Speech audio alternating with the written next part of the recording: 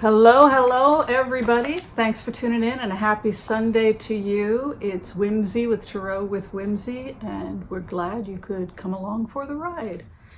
So this is the remote I did today. I did a meditation this afternoon, and I've decided to share it with you. The meditation I did today was a meditation focusing on the farmers. Hello, Mila. I can see she wants to figure out how to come over here. So we may have a visit. Oh, she's on the other side. So today's message comes from the farmers, and it's a meditation based on trying to put myself in the shoes of America's farmers and their response to the extreme weather changes that we've been having over the last few years. And as I focused and attempted to empathize or feel what farmers were going through, and some of my viewers are farmers, so feel free to correct me if I got anything wrong in the empathy meditation. But as I go into the shoes of what it is to be a farmer in the United States today, these are some of the images and messages that I pulled back. The first thing that I felt as a farmer was that, and I'm going to start speaking as the farmer so that it doesn't get too confusing to people, but we feel as farmers that the weather's been extreme for some time. We've been noticing changes for at least 20 years, that the weather's been getting more and more extreme.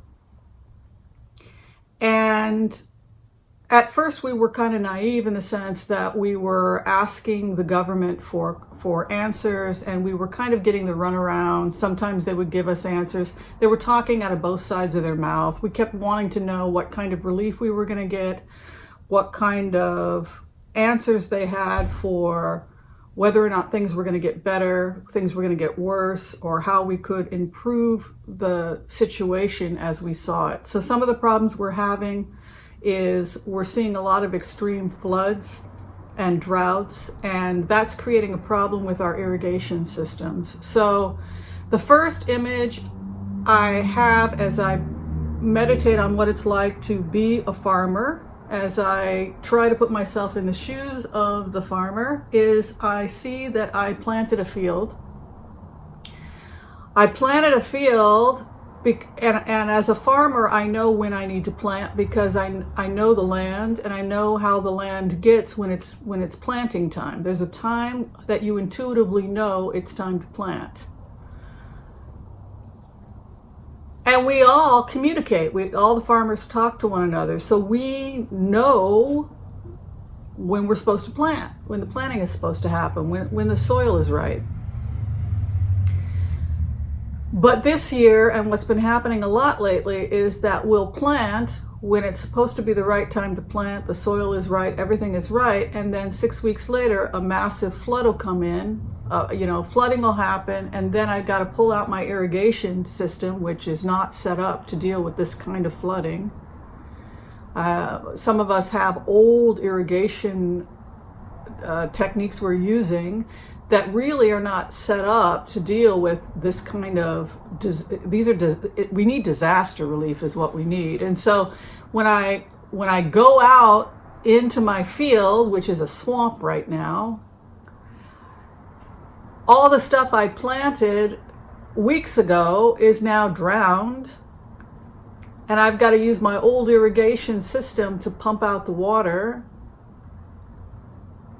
And I feel like I'm going to start weeping because I don't think there's enough time in the year to produce anything now. So the whole entire crop is a bust. And I'm not getting any answers from the current administration. None of the farmers are, and they keep talking about farm aid. We don't want farm aid. We want our questions answered. Is this situation going to get better or worse? Do you have any answers about why this is happening? And we don't want a bailout. We want a solution. So that's the first thing I feel as the farmer. I'm in a swamp, and my irrigation system doesn't work. And I'm seeing the things I planted the topsoil has been washed away, it's gone into the river, and I'm seeing the seedlings coming up to the top. And it was a lot of work to plant. And now on top of that, I got to irrigate and I got to start all over again. So it's this feeling like I want to weep, frustration, and anger that the government is not telling me what's happening with our weather system. The other thing I feel when I go into the energy of what it is to be a farmer is the importance of communicating, and has always been important that the farmers communicate with one another. We talk to each other, what's working, what's not working, what this administration said, what that agency said. And there's a lot of running around, and there's a lot of misinformation, and there's a lot of rumors, and nobody is giving us the information straight. So what happens is that a lot of us have gone online, and we're communicating online with chat groups from other farmers to try and find out what's going on and what we can do to save our crops. There are some new types of technology that are being used by the larger farms, but for those of us who are smaller farmers, we can't financially afford to upgrade like that. There's some technology, growing indoors, these types of expensive farming techniques that, quite frankly, regular farmers don't have the money for that. The only people that are going to be able to afford those types of farming techniques are the rich businesses. And all the while we keep being told by this administration that there is no problem, and they're not giving us any answers about when the problem is going to be dealt with. So we go online and we communicate with one another through the internet. And to be honest with you, we'd like to talk to the farmers in Central America, South America, Mexico, etc., because we see the immigrants are leaving, and we know that part of the reason why the immigrants are coming to the north is because of the farming, because they're experiencing some of the same extreme weather changes that we are, and that's why they're here. They're like the canary in the coal mine, giving us a warning that things don't grow anymore. We get that. This idea that farmers are stupid, that farmers don't know what's going on, when the truth of the matter is that America needs to start listening to its farmers, that the farmers have been saying for a long time, something's wrong, something's wrong, something's wrong. And people have been minimizing, trivializing, discarding the farmers, when the truth of the matter is we desperately need to listen to the farmers, because the farmers are the closest to the land of anybody in this country, and they know when the land is in trouble. But for me, sitting in their shoes, I just see the topsoil coming off, I see the seedlings coming up, I see the irrigation system is a mess, and I see that I'm bankrupt. I cannot financially afford these new farming buildings that people are growing where they can control for climate, because the plants are being grown indoors. Regular farmers don't have money for that kind of farming, and it seems to be the only kind of farming that's going to be left for us if this type of extreme weather changes continue. So that's the message of the farmers, and it's also why the farmers were desperate. They've been desperate for years, and why they feel like they're constantly voting for change, voting for change. What they're voting for is for somebody to take them seriously, listen to them, because they've been trying to tell us something about what's happening in the farms, or what's happening with this extreme weather. And this administration is losing the farmers because the farmers know something is wrong. And so when this administration buries the evidence or doesn't look at the evidence, they're also burying the voice of the farmers, and they're not listening to us. And that's just not going to work anymore.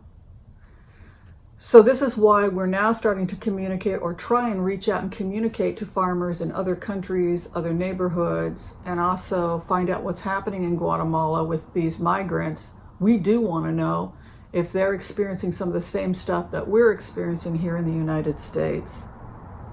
So in terms of the network of farmers that are communicating here in the United States, they're communicating in all 50 states, but specifically we're starting to see expanding drought in Oklahoma, Texas, Kansas, and Missouri, with flooding and topsoil erosion happening in all those states.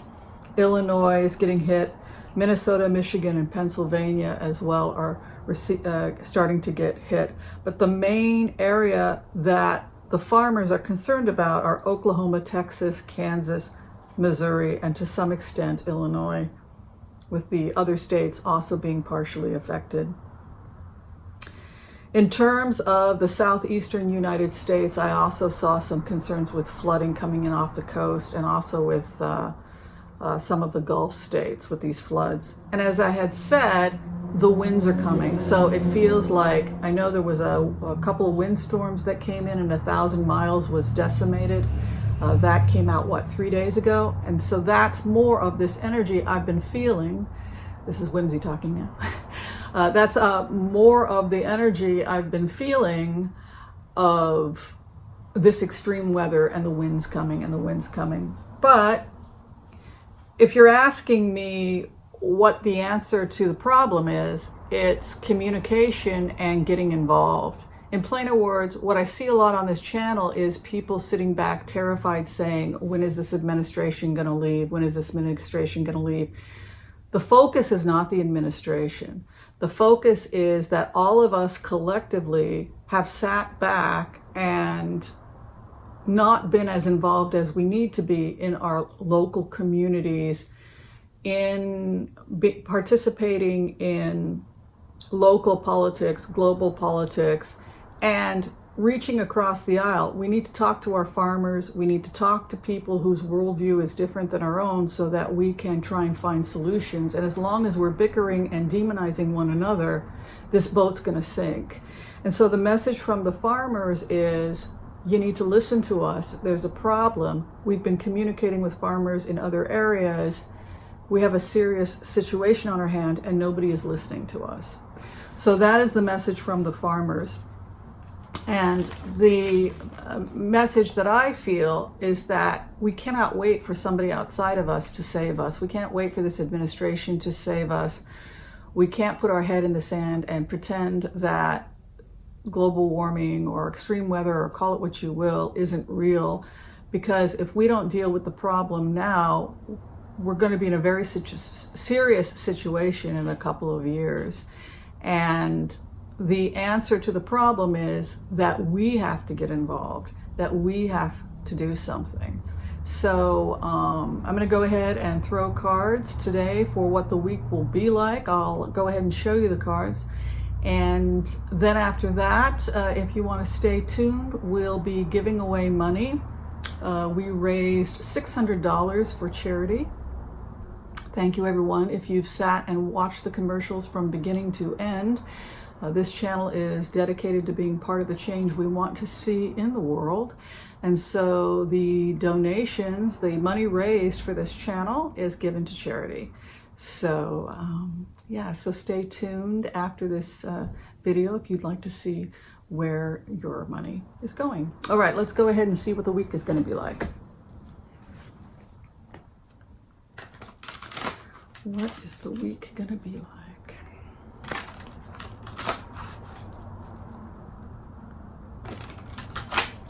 We love our farmers.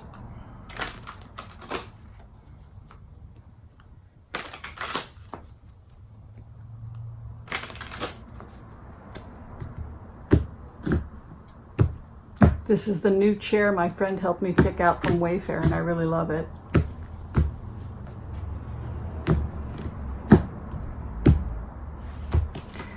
The base card of the matter for what's going to be happening energetically this week is rejoicing.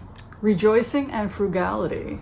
Rejoicing and frugality. So it feels to me going in this energy like there's going to be some movement. The Dems are going to get further along in what they're trying to accomplish.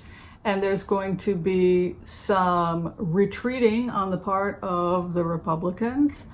And it is a little bit like a soccer match, which is kind of, getting old for a lot of us.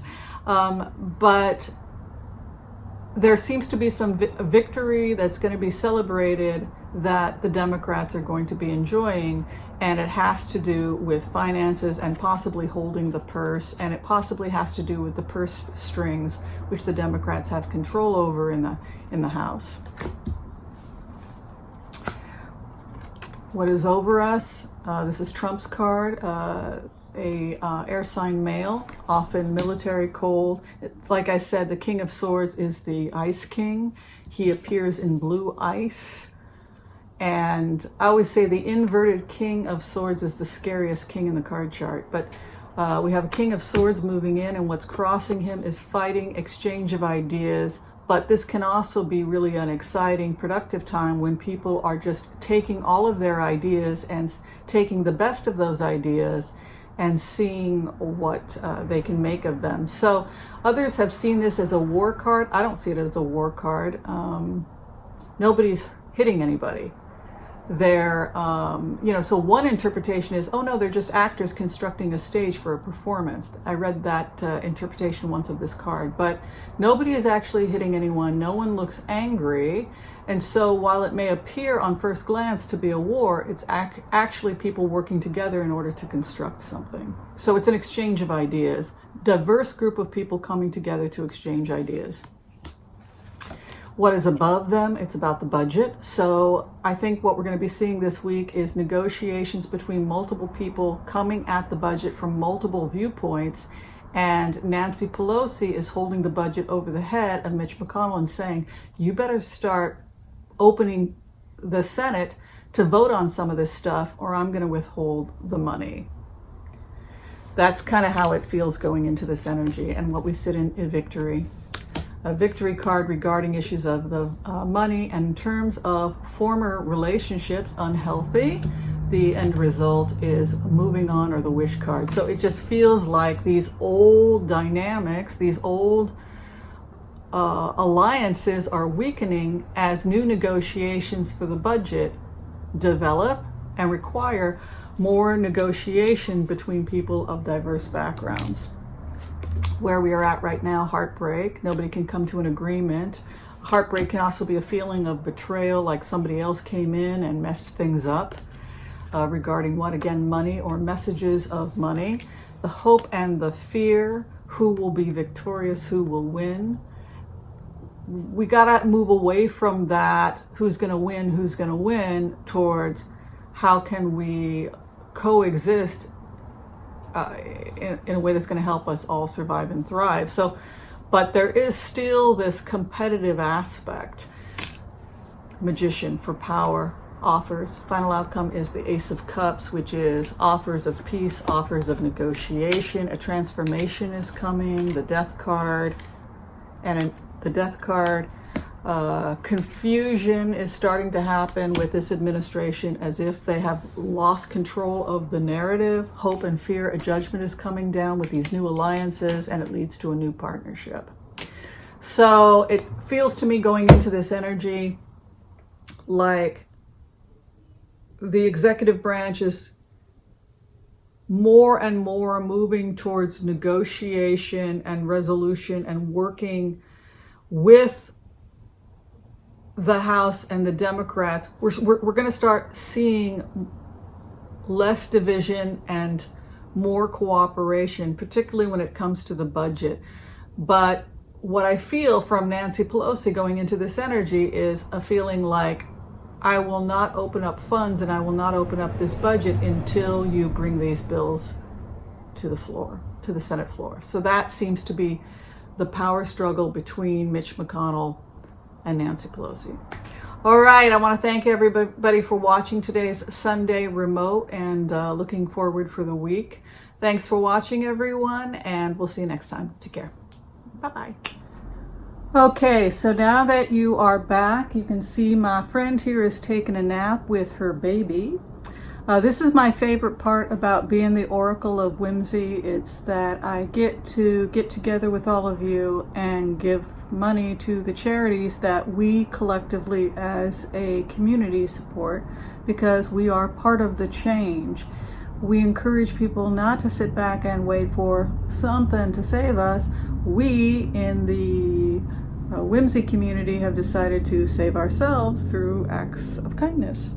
Helping each other, talking to each other, that sort of good stuff, because we're good people. So we raised a little over $600 for charity, and we're going to be giving it away for those people who are just figuring this out. If you watch the commercials all the way through, maybe get up, make yourself a cup of tea, 100% of the profits from the advertisements for this channel are given to charities, and we the people get to decide what those charities are. And for the most part, we give to environmental protection organizations, immigrant rights, education, and caring for vulnerable persons, animals, etc. And basically just trying to be good people. All right, so the first donation we gave was $150 to the Ocean Conservancy to help clean up the oceans. We always try and do some version of that every month. The second charity we chose was Raices, not racist, Raices, RAICES, and that's an organization that helps immigrants at the border. We gave them $100. The third charity, similarly, was the ACLU. We try to give to the ACLU about every month. We give them about $100. So again, to help with immigrants at the borders, we gave $100 to the ACLU. The fourth charity we chose was the Environmental Defense Fund. We gave $103.20 to the Environmental Defense Fund. The fifth charity we chose was the ASPCA to help with animals in need. We gave them $100. And the final charity is one we give to monthly, and that is the Southern Poverty Law Center, and they got $50. So again, thank you for everyone that is working with us to engage in this charity drive. Be sure and watch the commercials from beginning to end if you can, so that you can be a part of our charity drive, and let us know, let me know and our community what you would like us to donate the money to. All right, thanks for watching, everyone. We'll see you next time. Take care.